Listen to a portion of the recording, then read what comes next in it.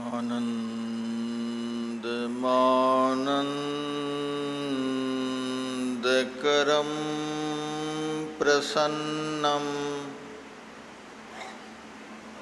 ज्ञानस्वरूपं निजबोधरूपं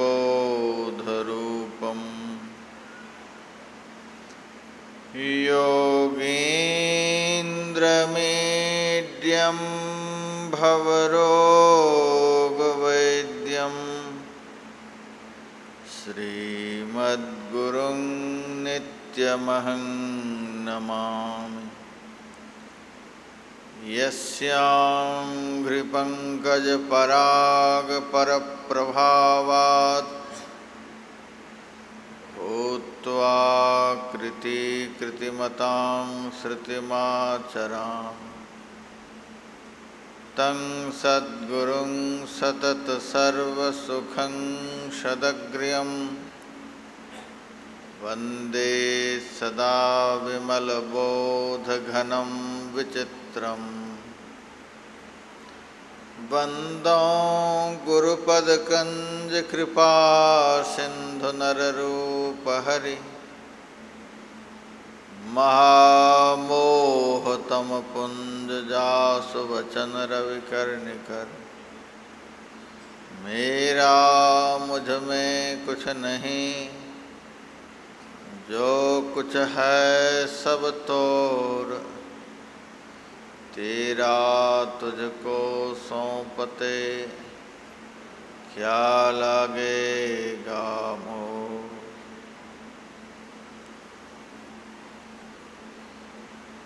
मंचासीन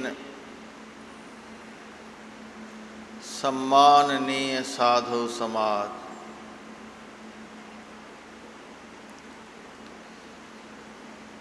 मानव जीवन का सबसे महत्वपूर्ण कर्म करने हेतु पधारे हुए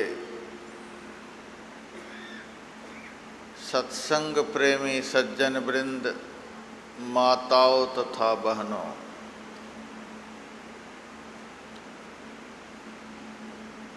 साधना टीवी चैनल के माध्यम से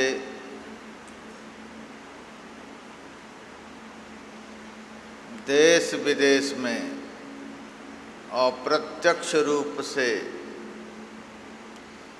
सत्संग वचनामृत का पान कर रहे धर्म पिपासुओं,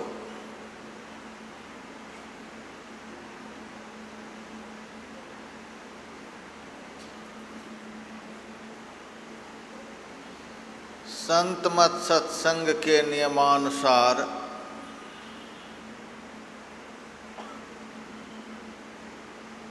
अभी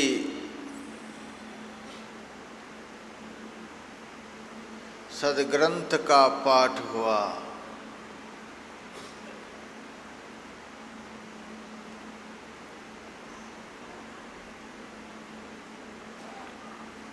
सर्वप्रथम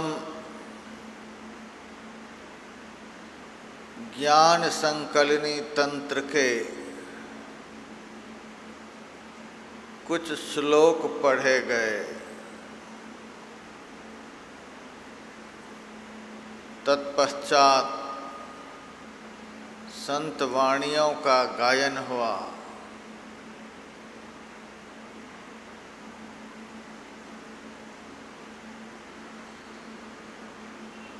तंत्र शास्त्र के रचयिता कहते हैं, देहस्थाः सर्वविद्याश्च,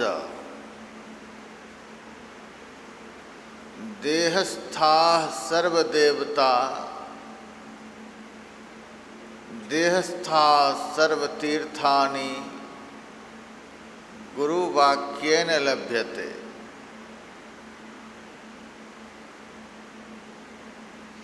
इस शरीर के अंदर में ही सारी विद्याएं हैं।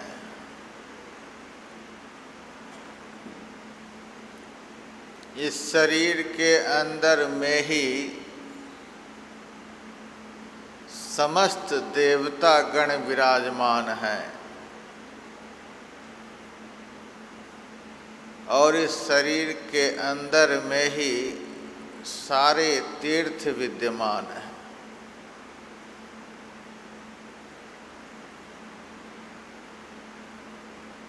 लेकिन तंत्रकार कहते हैं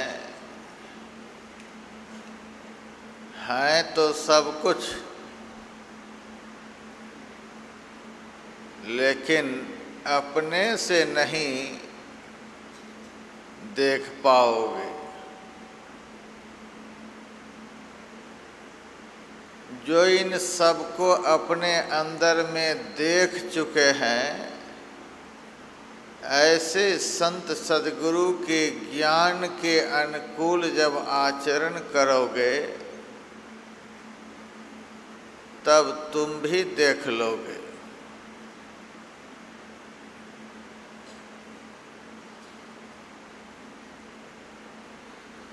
फिर कहा, इड़ा भगवती गंगा पिंगला यमुना नदी, इड़ा पिंगलयोर मध्ये सुषुम्ना च सरस्वती।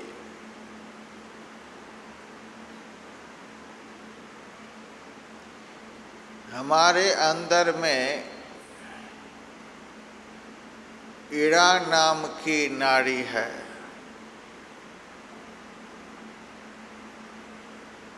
उसको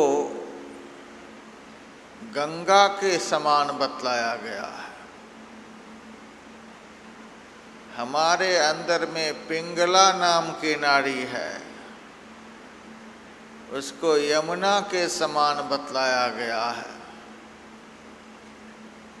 फिर कहा, इन दोनों नाड़ियों के बीच में सुषुम्ना नाम की नाड़ी है, उसको सरस्वती नदी के नाम से जनाया गया। फिर यह भी कहा, त्रिवेणी संगमो यत्र तीर्थराजः स उच्यते तत्र स्नानं प्रकुर्वीत सर्व पापः प्रमुच्यते। जहाँ इड़ा पिंगला गंगा यमुना दोनों का समागम हुआ है, मिलन हुआ है, उस स्थान को त्रिवेणी संगम कहा गया है। त्रिवेणी संगम को समस्त तीर्थों का राजा बतलाया गया है। यदि कोई हृदय स्थित त्रिवेणी संगम में मन के सहित स्नान करे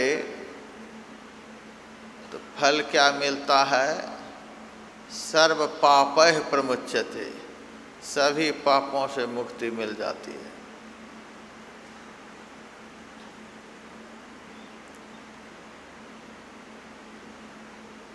कल ध्यान बिंदु का पाठ हुआ था। यदि शैल समं पापं विस्तीर्ण बहुयोजनम भिद्यते ध्यान योगेन नान्यो भेदः कदाचन। कई योजन तक फैला हुआ पहाड़ के समान यदि पाप हो, वह ध्यान योग से नष्ट हो जाता है।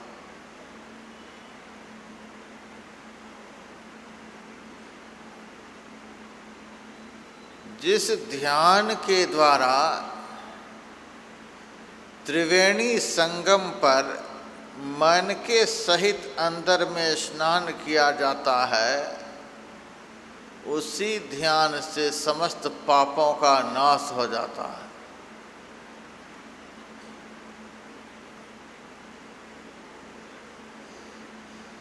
जब तक पापों का नाश नहीं होगा तब तक इस शरीर के अंदर में जो समस्त विद्याएं हैं उनका दर्शन नहीं होगा। जब तक पापों का नाश नहीं होगा तब तक हृदय स्थित समग्र देवताओं का दर्शन नहीं होगा। जब तक पापों का नाश नहीं होगा तब तक हृदय स्थित समग्र तीर्थों का साक्षात्कार नहीं होगा। जब तक पापों का नाश नहीं होगा तब तक त्रिवेणी संगम पर स्नान नहीं होगा।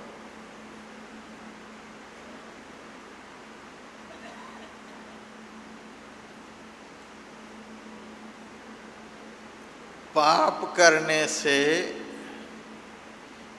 पाप के होने से, पाप के अंदर में रहने से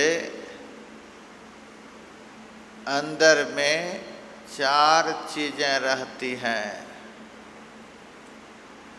जिनके अंदर में पाप निवास करते हैं, जिनसे पाप होते हैं, उनके अंदर में 4 चीज़ें रहती हैं। पहली चीज अंधकार। शास्त्र कहता है, ऋषि मुनि महात्मा कहते हैं, संत कहते हैं, इस शरीर के अंदर में सब कुछ है, लेकिन हमें दिखलाई क्यों नहीं देता है? अंधकार के कारण। दिखता है प्रकाश में, नहीं दिखता है अंधकार में। पाप के होने से अंदर में अंधकार की वृद्धि होती है। अंधकार की वृद्धि होने से अंदर में जो कुछ भी होता है वह ओझल हो जाता है।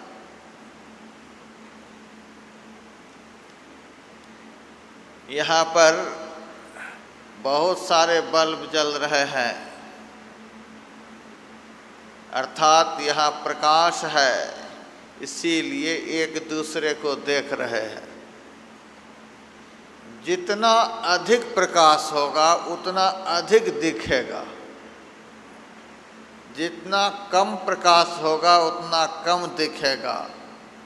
प्रकाश बिल्कुल नहीं होगा तो बिल्कुल नहीं दिखेगा। यहाँ सब के सब बैठे हैं, घोर अंधकार हो जाएगा, सबके रहते हुए भी, सब कुछ के रहते हुए भी यहाँ कुछ भी नहीं दिखेगा।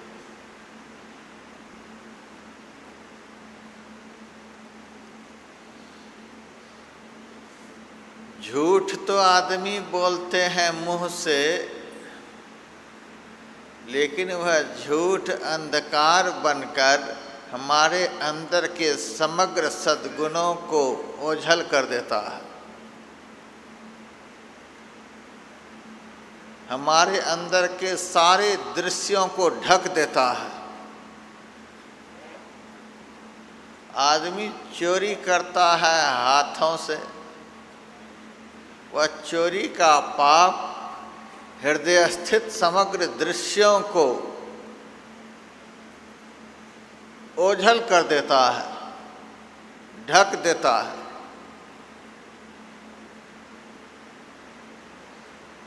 नशाओं का सेवन आदमी करता है मुंह से,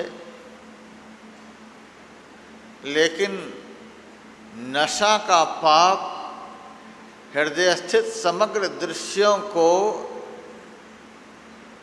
ढक देता है।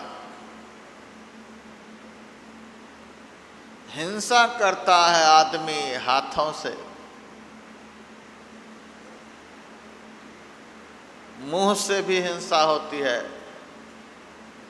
कठोर वचन हिंसा के समान है।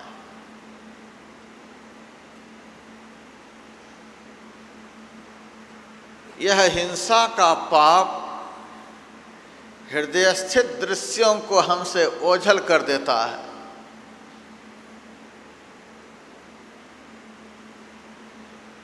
व्यभिचार होता है जननेंद्रियों के द्वारा।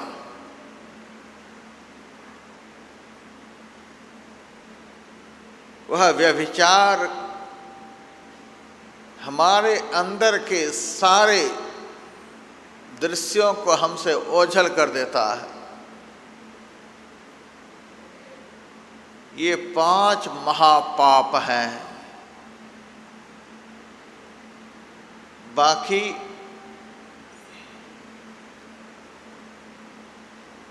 छल, कपट, राग, द्वेष, निंदा, ये सब के सब उपपाप कहे जाते हैं। जिनसे ये 5 पाप होते हैं, उन्हीं से संसार के सारे पाप होते हैं। पाप होता तो है मन से, वचन से, शरीर से, परंतु पाप के होने से सबसे पहले अंदर के सारे दृश्यमान दृश्य हमसे ओझल हो जाता है। शास्त्र कह रहा है, शरीर के अंदर में सारी विद्या, सब देवता, सब तीर्थ, गंगा बह रही है, यमुना बह रही है, सरस्वती की धारा बह रही है, अंदर में त्रिवेणी संगम है, सब कुछ है, लेकिन हम कुछ भी नहीं देख पा रहे।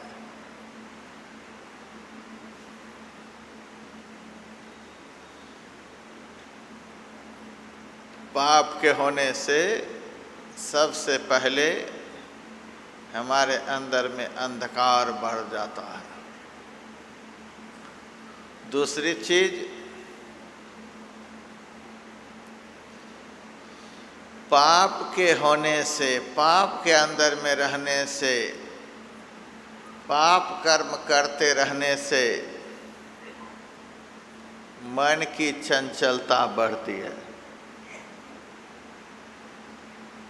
महाराज, भजन में मन नहीं लगता है, भजन के समय मन स्थिर नहीं रहता है। क्या बात है कि संसार के सब कामों में मन लगता है, सबसे पवित्रतम कर्म जो ईश्वर का भजन है उसी में मन नहीं लगता, उसी में मन स्थिर नहीं रहता। कारण क्या है? हमारा जन्म जन्म का संचित पाप हमारे मन को भजन में स्थिर नहीं होने देता, भजन में लगने नहीं देता।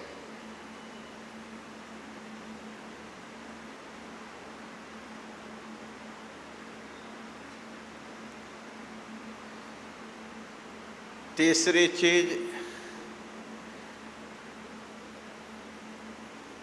जो जो पाप बताए गए वह सब पाप यदि होता रहा तो याद रखिए, सिनेमा देखने के लिए जाएंगे तो उसमें कोई विघ्न नहीं होगा, सर्कस देखने के लिए जाएंगे तो उसमें कोई विघ्न नहीं होगा, चोरी करने के लिए जाएंगे तो उसमें कोई विघ्न नहीं होगा, डाका डालने के लिए जाएंगे तो उसमें कोई विघ्न नहीं होगा, दुनिया का कोई भी अशुभ कर्म करने के लिए जाएंगे तो विघ्न नहीं होगा। लेकिन जब सत्संग करने के लिए जाएंगे तो उसमें बड़ा भारी विघ्न होगा। ध्यान करने के लिए बैठेंगे तो उसमें बड़ा भारी विघ्न होगा, जाप करने के लिए बैठेंगे तो उसमें बड़ा भारी विघ्न होगा, शुभ कर्म सत्कर्म करने के लिए जाएंगे तो उसमें बड़ा भारी विघ्न होगा। मैं तो आप लोगों के पुण्य की सराहना करता हूँ, भूरी भूरी प्रशंसा करता हूँ। आप लोग यहाँ कैसे पहुँच गए? यहाँ पहुँचना कोई साधारण बात है? तुलसीदास जी महाराज ने कहा, यही सर आवत अति कठिनाई। इस सत्संग रूपी सरोवर में आकर स्नान करना बहुत मुश्किल है।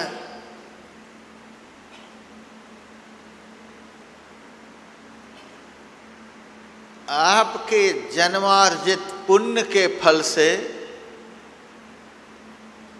और सद्गुरु महाराज की कृपा के बल से पाप के कारण जो शुभ कर्म करने में विघ्न आते हैं वे विघ्न दूर हो गए, इसीलिए आप लोग यहाँ तक पहुँच सके हैं।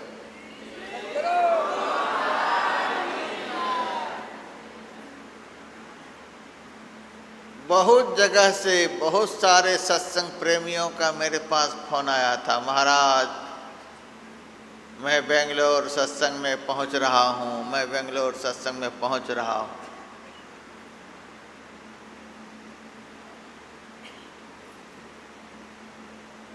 जिनका जिनका फोन आया उनमें से आधे लोग भी नहीं यहाँ पहुंच पाए, उनका दर्शन नहीं हो रहा है। उन्होंने फिर मेरे से फ़ोन पर कहा, महाराज यह घटना घट गई, यह हो गया, वह हो गया, इसीलिए टिकट कैंसिल कराना पड़ा, फ्लाइट का कैंसिल हो गया, वापस होना पड़ा, आते आते रुक गए। कितने लोग रेलवे स्टेशन पर से वापस हो गए, कितने लोग एयरपोर्ट से वापस हो गए। जो नहीं आने वाले थे, जिन्होंने सोचा भी नहीं था कि हम बेंगलोर जाएंगे, वे पहुंच गए।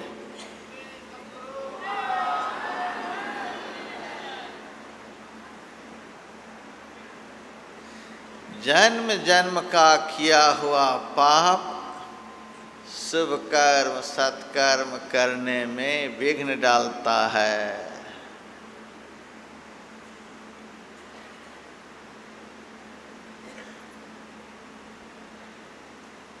यदि पाप विघ्न नहीं डाले तो पुण्य कर्म में इतनी ताकत है कि एक ही जन्म में वह जीव को परमात्मा से जाकर मिला दे।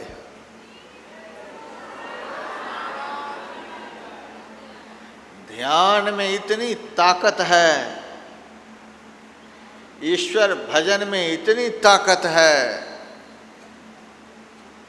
एक ही जन्म में जीव को भवसागर से पार उतार दे। लेकिन बीच बीच में विघ्न इतने आते हैं, विघ्न इतने आते हैं कि जीव को भवसागर से पार होने में लाखों करोड़ों जन्म लग जाते हैं।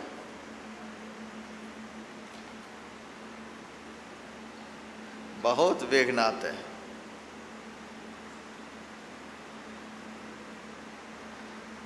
चौथी चीज,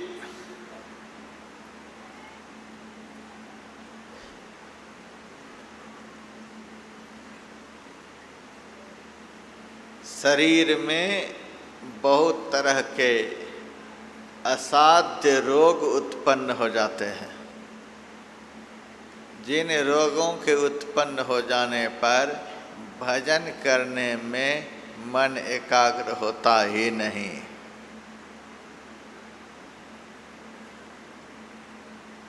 सर में भारी दर्द होता रहेगा तो भजन में मन एकाग्र होगा। पेट में दर्द होता रहेगा तो भजन में मन एकाग्र होगा।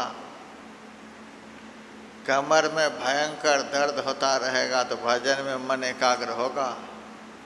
और कोई असाध्य रोग हो जाएगा तो उस वक्त भजन में मन एकाग्र होगा। जन्म जन्म का किया हुआ पाप ही असाध्य रोग के रूप में उत्पन्न होता है, जो अभ्यासी को भजन में मन लगने नहीं देता।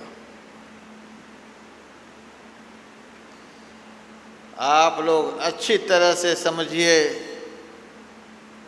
पाप किसको कहते हैं, पुण्य किसको कहते हैं। यदि भजन के समय, ध्यान लगाते समय अंदर में अंधकार दिखलाई नहीं पड़े, जो सब हमारे अंदर में है, जिन सब की चर्चा शास्त्र करता है, ऋषि मुनि महात्मा करते हैं, हमारे अंदर में सब विद्या है, सब तीर्थ है, सब देवता है, भगवान विराजमान है, सब कुछ हमारे अंदर में है। इन सब को देखने में कोई अवरोध पैदा नहीं हो, तब समझिए कि हमारे अंदर का पाप खत्म हो गया। यदि भजन के समय में मन चंचल नहीं हो, जहाँ हम अपने मन को लगाना चाहते हैं, जिसमें अपने मन को लगाना चाहते हैं वहीं मन लग कर रहे, वहाँ से मन जरा भी इधर उधर नहीं जाए, तब समझिए कि हमारे हृदय का पाप खत्म हो गया, हमारा अंतःकरण निर्मल हो गया। यदि भजन करते समय, ध्यान लगाते समय, ईश्वर का चिंतन मनन करते समय किसी भी तरह का विघ्न उपस्थित नहीं हो, अबाध गति से भजन का अभ्यास चलता रहे, बीच में किसी भी तरह का व्यवधान पैदा नहीं हो, अखंड आराधना चले, सोते जागते उठते बैठते चलते फिरते एक क्षण के लिए भी भजन का तार नहीं टूटे, अबाध गति से भजन का अभ्यास होता रहे, तब समझिए हमारा हृदय निर्मल हो गया। किसी भी प्रकार के असाध्य रोगों के उत्पन्न हो जाने पर भी भजन में किसी भी तरह का व्यवधान पैदा नहीं हो। रोग शरीर में है, भजन के समय वह रोग भजन में विघ्न न पहुंचा सके, व्यवधान न पैदा कर सके, तब समझिए हृदय निर्मल हो गया। अब आप देखिए, नदी में स्नान करने से ऐसा हो जाता है तो ठीक है, आप नदी में स्नान करके पवित्र हो जाइए। नदी में स्नान करने से ही अंधकार दूर हो जाए, मन की चंचलता खत्म हो जाए, विघ्न खत्म हो जाए, असाध्य रोग खत्म हो जाए, हम आपको मना नहीं करते। नदी के स्नान रूपी पुण्य से ही यदि ऐसा हो जाता है तो मैं आपको मना नहीं करता। यदि यज्ञ करने से ही ऐसा होता है तो मैं आपको मना नहीं करता। यदि दान करने से ही ऐसा होता है तो मैं मना नहीं करता। यदि तीर्थ में जाने से ही ऐसा होता है तो मैं मना नहीं करता। यदि व्रत उपवास रखने से ही ऐसा होता है तो मैं मना नहीं करता। यदि आरती उतारने से ऐसा हो जाता है तो मैं मना नहीं करता।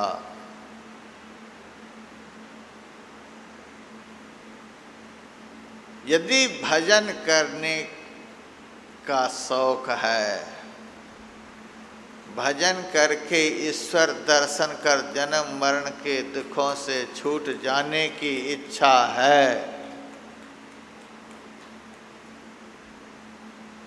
यदि भजन करके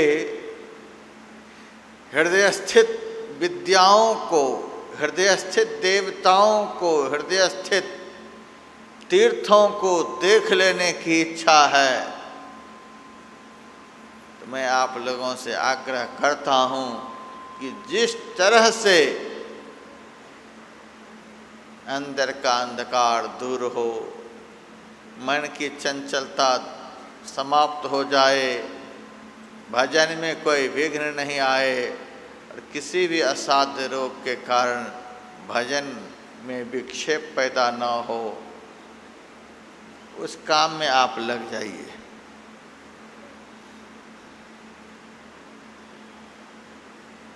आपको स्वतः अनुभव हो जाएगा। जितने भी बाहर के धर्म कर्म हैं उनके करने से ऐसा नहीं हो सकता। लेकिन मैं ये सब शुभ कर्म सत्कर्म करने से किसी को मना भी नहीं करता हूँ। दान करना यह धर्म है, तीर्थ में जाना धर्म है, मंदिर में जाना धर्म है, व्रत उपवास रखना धर्म है, नदियों में जाकर स्नान करना धर्म है, यज्ञ करना धर्म है। लेकिन यह बाह्य धर्म है, यह उर्वरा खाद के समान है। और ध्यान करना अंदर का धर्म है, यह बीज के समान है। खेत में बीज डाला जाए, उन बीजों के साथ उर्वरा खाद नहीं डाला जाए तो बीज में वृद्धि नहीं होगी। बीज का जितना विकास होना चाहिए उतना विकास नहीं होगा। केवल खेत में खाद ही डाला जाए, बीज नहीं डाला जाए तो भी कोई लाभ नहीं। दान पुण्य तीर्थ धाम व्रत उपवास यज्ञ ये सब के सब उर्वरा खाद है। और अंदर में ध्यान के द्वारा मन को एकाग्र कर लेना ये भक्ति का बीज है।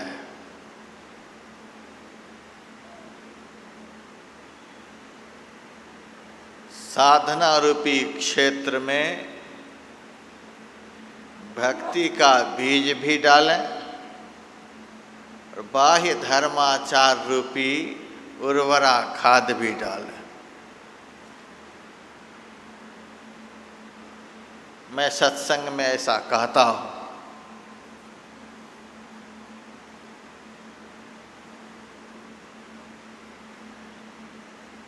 जितने बाह्य धर्म कर्म हैं समय निकाल निकाल कर वह भी करें, साधना में सहायता मिलेगी। और यही सब करते रहें, ध्यान नहीं करें, फिर एक दिन वे धर्म कर्म भी आपसे छूट जाएंगे।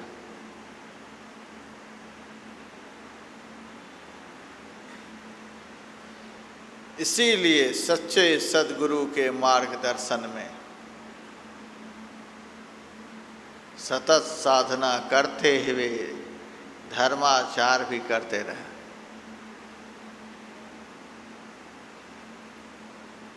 मेरे से एक भक्त ने कहा, महाराज आप कहते हो अंदर में सारी विद्याएं हैं, तो हमें विद्या कहाँ दिखलाई देती हैं? आप कहते हो अंदर में सब देवता निवास करते हैं, हमें किसी भी देवताओं का दर्शन नहीं होता। आप कहते हो अंदर में सारे तीर्थ विराजमान हैं, हमें तो एक भी तीर्थ दिखलाई नहीं देता।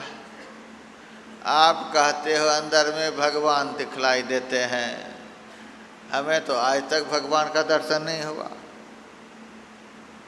जो ऐसा कहते हैं वह सच है कि संत कहते हैं वह सच है, शास्त्र कहता है वह सच है। शास्त्र का वचन किसी भी काल में झूठा नहीं हो सकता। आत्मस्थ आत्मोन्नति के शिखर पर पहुँचे हुए संत महापुरुषों का वचन किसी भी काल में झूठा नहीं हो सकता।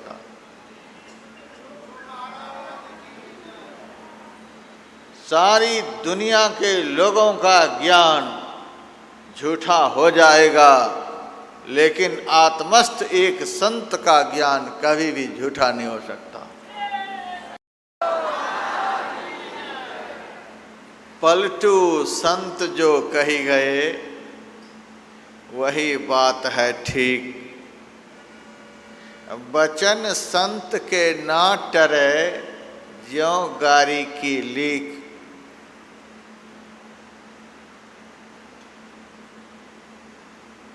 संत जो बोल गए हैं वह घटित होकर के रहेंगे। परम संत बाबा देवी साहब हमारे परमाराध्य गुरुदेव के गुरु हुए। उन्होंने मेरे गुरुदेव से कहा, लाला तुम ध्यान लगाते हो तो अंदर में क्या सब देखते हो? गुरुदेव ने कहा, अंदर में कुछ भी नहीं दिखलाई देता है, घोर अंधकार दिखलाई देता है।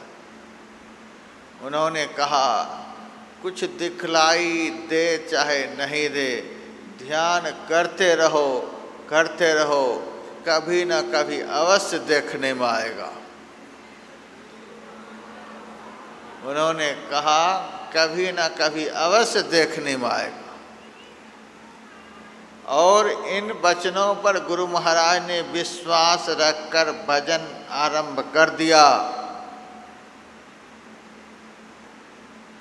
और जब गुरु महाराज को भजन में दिख गया, तब गुरु महाराज स्वयं लिखते हैं, थे अंध बने फिरते बाहिर, अंतर पथ भेदन थे जाहिर, हमें बोधि बुझाए सुझाए दिया गुरु साहब बाबा देवी ने।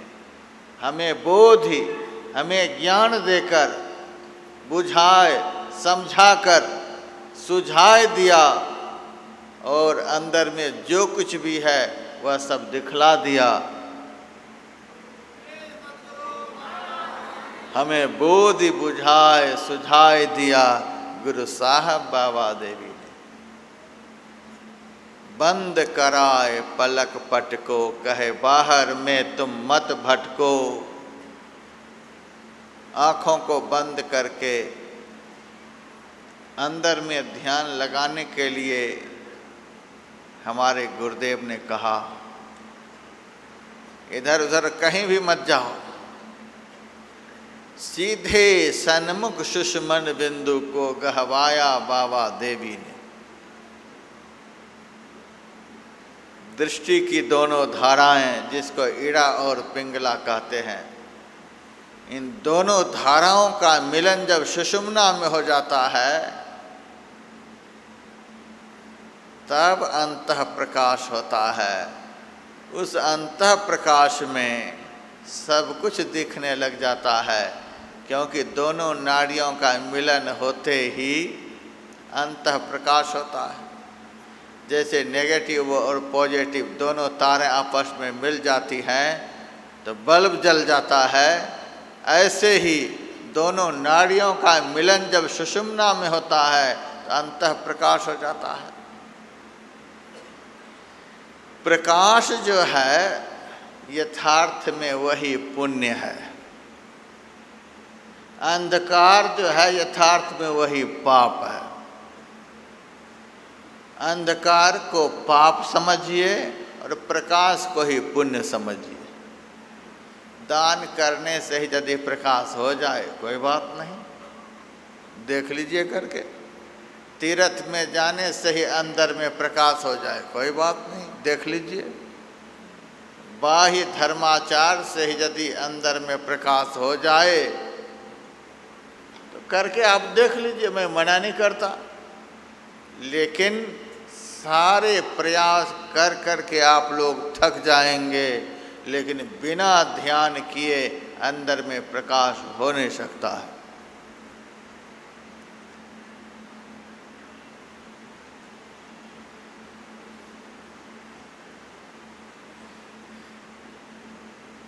जैसे नेगेटिव और पॉजिटिव दोनों तारों को मिलाए बगैर बाहर में प्रकाश हो नहीं सकता, वैसे ही इड़ा पिंगला दोनों नारियों को सुषुम्ना में मिलाए बगैर अंदर में प्रकाश हो नहीं सकता।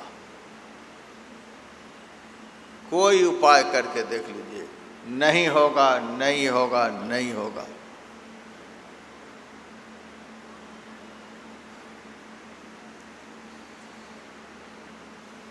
बात रही विद्या प्राप्ति की, बात रही देव दर्शन की, बात रही तीर्थ दर्शन की, बात रही ब्रह्म दर्शन की। विद्या को ही ज्ञान कहा जाता है। सा विद्या या विमुक्त है। विद्या उसी को कहते हैं जिससे मुक्ति मिल जाती है। बृहत तंत्र सार में कहा गया ज्ञानान मोक्ष मवाप्नोति। ज्ञान उसी को कहते हैं जिससे मोक्ष मिल जाता है। एक ही बात है, विद्या से मुक्ति, ज्ञान से मोक्ष। विद्या को ही ज्ञान कहते हैं, ज्ञान को ही विद्या कहते हैं। अब विचार करके देखें, ज्ञान की दिशा हमारे अंदर में किधर है?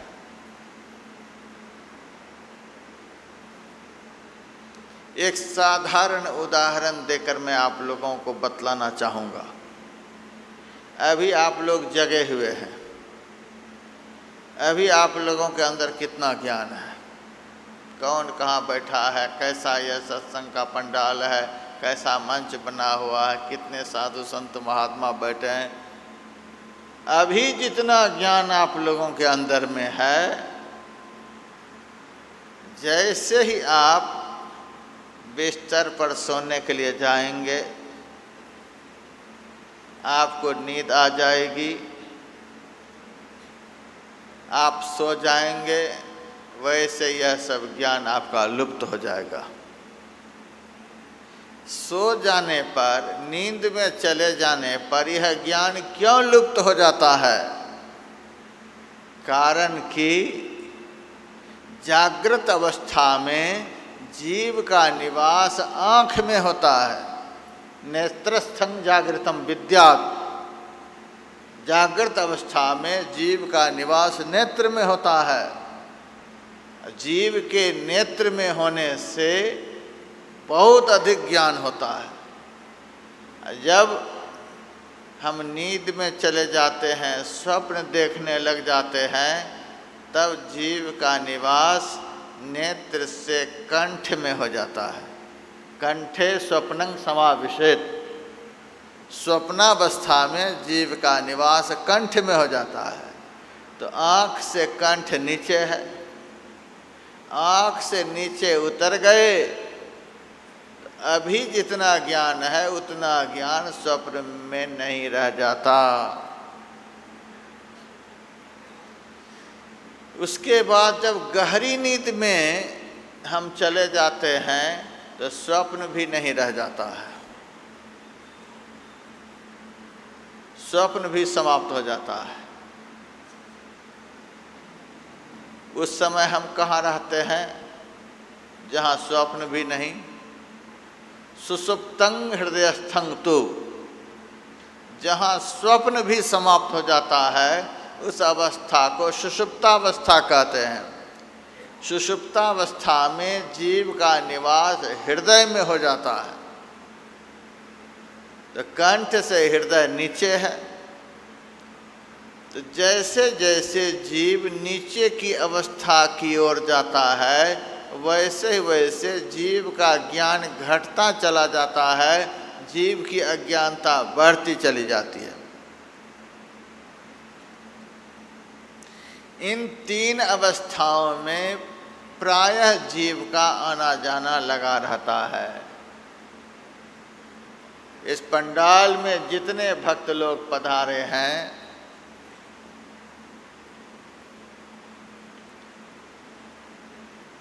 कुछ ही ऐसे होंगे। सुनने वाले बहुत संख्या में बैठे हैं, पंडाल पूरा भरा हुआ है,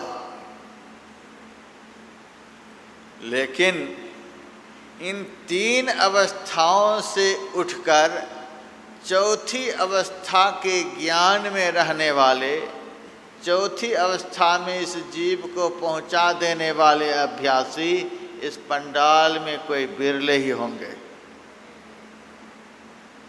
दुख नहीं आप लोग मानेंगे। साधु महात्मा इस धर्म के मंच पर से समाज को भ्रमित कर देने वाला उपदेश नहीं करता है। आप लोग दुख नहीं मानेंगे। तीन अवस्थाओं से ऊपर उठकर चौथी अवस्था के ज्ञान में रहने वाले इस पूरे पंडाल में बिरले ही साधक होंगे, बिरले होंगे, एकाध होंगे। यह मैं कह सकता हूँ। कोशिश में लगे हुए बहुत अभ्यासी होंगे, लेकिन सही रूप में चौथी अवस्था में पहुंचा देने वाले कोई बिरले होंगे।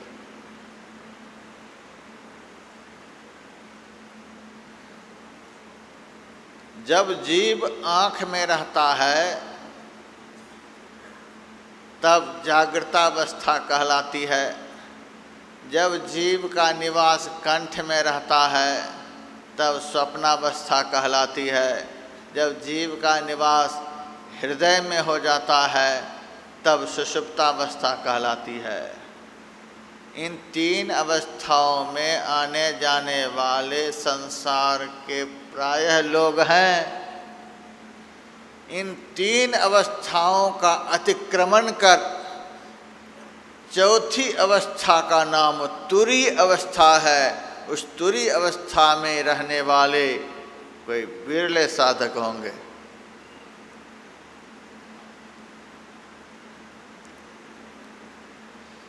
जागृत अवस्था के स्वामी का नाम, एक एक अवस्था का स्वामी है, मालिक है। जागृत अवस्था के स्वामी का नाम विश्व है। आप लोगों से पूछे कि जागृत अवस्था का मालिक कौन है, जागृत अवस्था का स्वामी कौन है, आप लोग बतलाइए। विश्व। अभी आप लोगों को विश्व का ज्ञान हो रहा है। स्वप्न अवस्था के स्वामी का नाम क्या है? तेजस। सुषुप्ति अवस्था के स्वामी का नाम क्या है? प्राज्ञ। विश्व, तेजस, प्राज्ञ। और चौथी अवस्था का नाम है तुरीय। तुरीय अवस्था के स्वामी का नाम क्या है?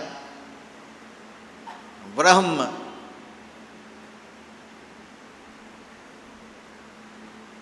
माया मुख जागे सब है, सो सूता करी जान, दरिया जागे ब्रह्म दिसी, सो जागा परमान। माया मुख जागे सब है। इन तीन अवस्थाओं के अंदर जब तक जीव रहता है तब तक वह जीव सुषुप्त जीव कहलाता है, सोया हुआ जीव कहलाता है। अभी भी हम लोग सोए हुए ही हैं।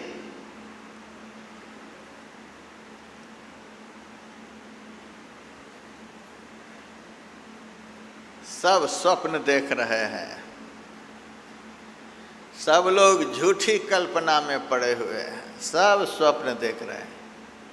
घर बनाएंगे, मकान बनाएंगे, बेटा को पढ़ाएंगे, बेटी की शादी करेंगे, ये करेंगे, वो करेंगे। ब्रह्म चिंतन को छोड़कर अन्य जितनी भी कल्पना है वह झूठी कल्पना है। झूठी कल्पना में फंसा हुआ जीव जगा हुआ नहीं माना जाता है। सब सोया हुआ,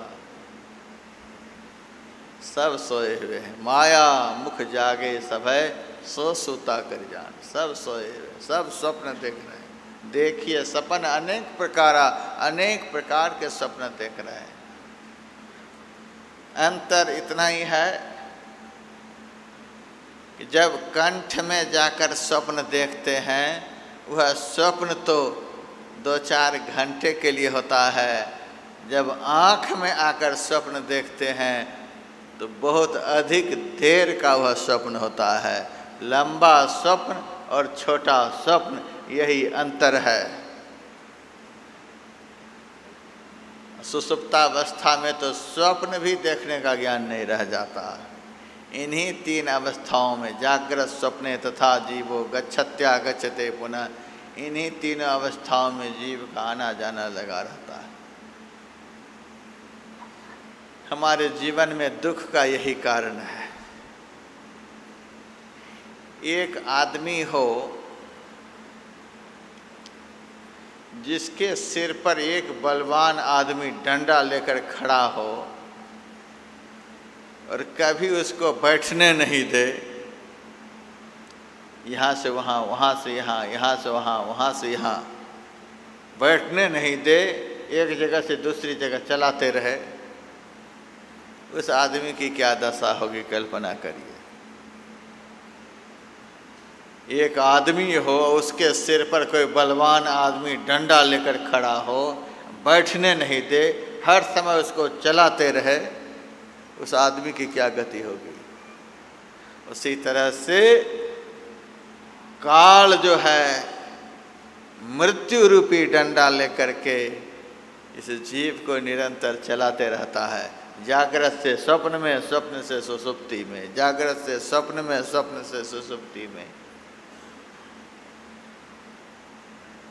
धोबी का कुत्ता घर से घाट, घाट से घर, घर से घाट, घाट से घर। हम लोग मनुष्य रह कहाँ गए हैं? धोबी का कुत्ता काल ने बना रखा। जागृत से स्वप्न में, स्वप्न से सुषुप्ति में, सुषुप्ति से स्वप्न में, स्वप्न से जागृत में।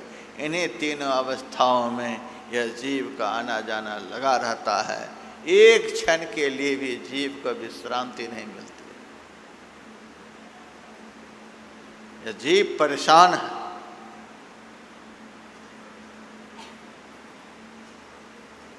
ऐसी स्थिति में संसार का कुछ भी देकर जीव को कोई सुखी नहीं कर सकता। मैंने जो बतलाया, एक बलवान आदमी किसी व्यक्ति को दिन रात चलाता रहे, डंडा लेकर चलाता रहे, उस समय उनके हाथ में पैसे भी रख दे, ये लो पैसे, पैसे लेकर के चलो। पैसे रखने से क्या होगा? चलना कहाँ बंद हो रहा है? ये लो खाने का, ये लो बढ़िया सुंदर मकान तुम्हारे नाम से रजिस्ट्री कर देता, लेकिन चलता रह, दूंगा तुमको सब, लेकिन चलता रह दिन रात। इस चलते रहने में दुनिया का कुछ भी मिल जाए तो भी वह शांति का अनुभव करेगा। उसी तरह से जब तक यह जीव इन 3 अवस्थाओं में चलता रहेगा, दुनिया का कुछ भी इसे मिल जाएगा, यह कभी भी शांति सुख का अनुभव नहीं करेगा। यदि कोई ऐसा व्यक्ति मिल जाए जो उस डंडे वाले से भी ज़्यादा ताकतवर हो और उनकी कृपा हो जाए,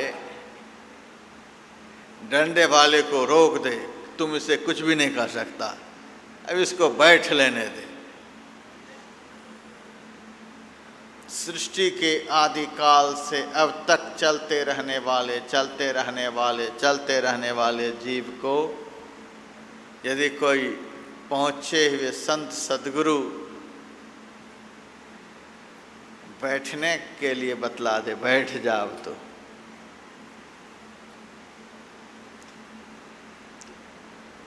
तो भले उसको उस समय खाने के लिए नहीं दिया जाए, कुछ भी नहीं दिया जाए, दिन रात चलते चलते चलते जो परेशान हो रखा था, अब जो बैठ गया उसे बहुत ही शांति का अनुभव होगा, बहुत उसे सुख का अनुभव होगा। इन 3 अवस्थाओं में जब तक जीव रहेगा तब तक दुनिया का कुछ भी मिल जाए, शांति का अनुभव कर नहीं सकता।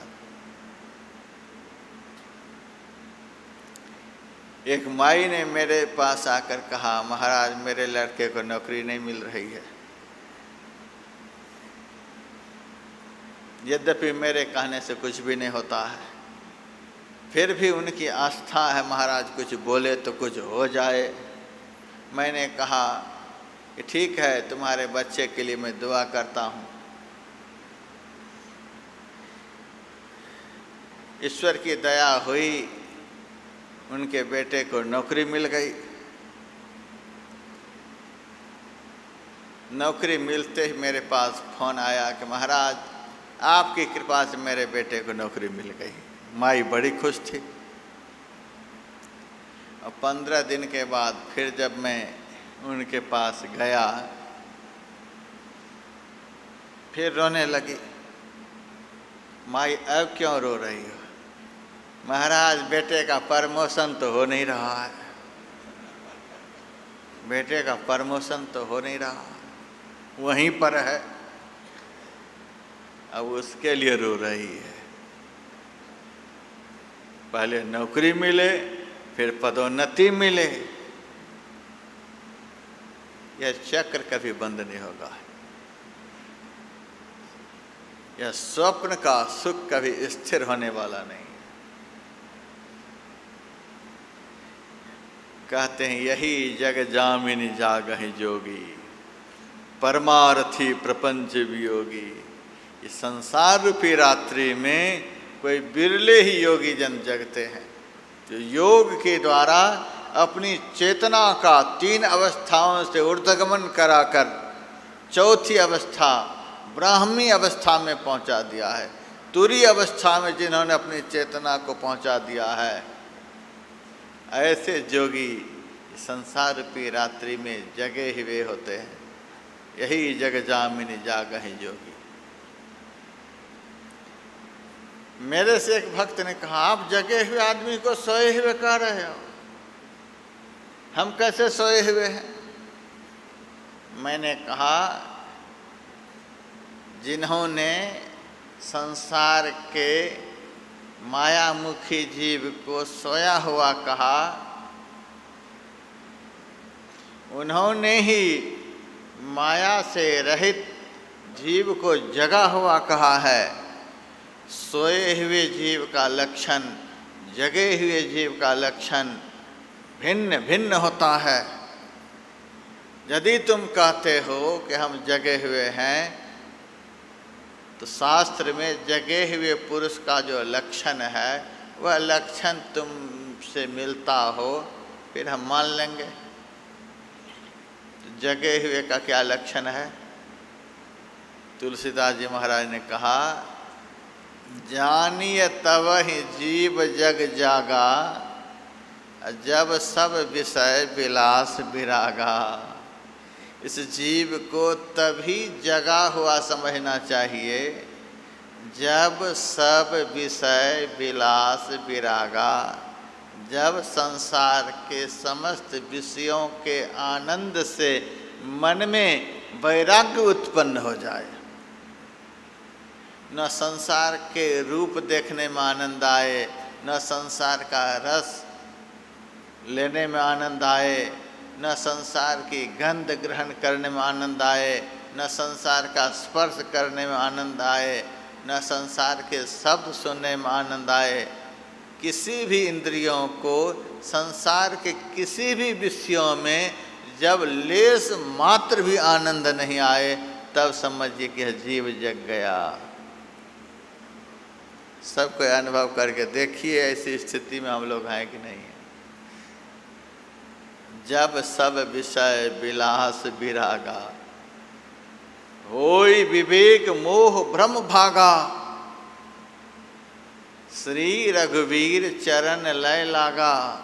होई विवेक, नीर क्षीर का ज्ञान हो जाता है, सत्य असत्य का ज्ञान हो जाता है, जड़ चेतन का ज्ञान हो जाता है, बंधन और मोक्ष का ज्ञान हो जाता है,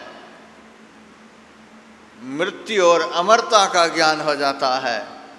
जिस अवस्था में ये दोनों ज्ञान हो जाए, यह सत्य है, यह असत्य है, प्रत्यक्ष अनुभव हो जाए, तब समझिए हम जग गए।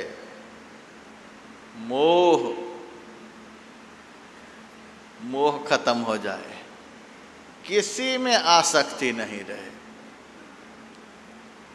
दुनिया के किसी भी प्राणी पदार्थ में लेस मात्र भी आकर्षण नहीं रहे, आसक्ति नहीं रहे। ऐसा होता है? ऐसा किसी के अंदर में है?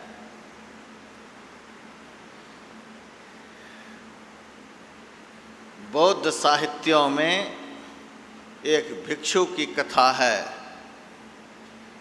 एक व्यक्ति को गृह से वैराग्य हो गया।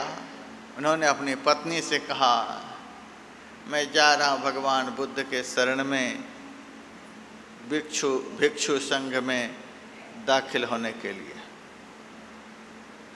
पत्नी कहती है, ठीक है जाइए, मैं आपको रोकूंगी नहीं, लेकिन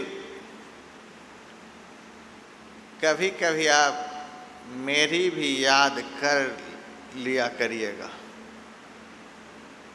मुझे बिल्कुल भूल नहीं जाइएगा।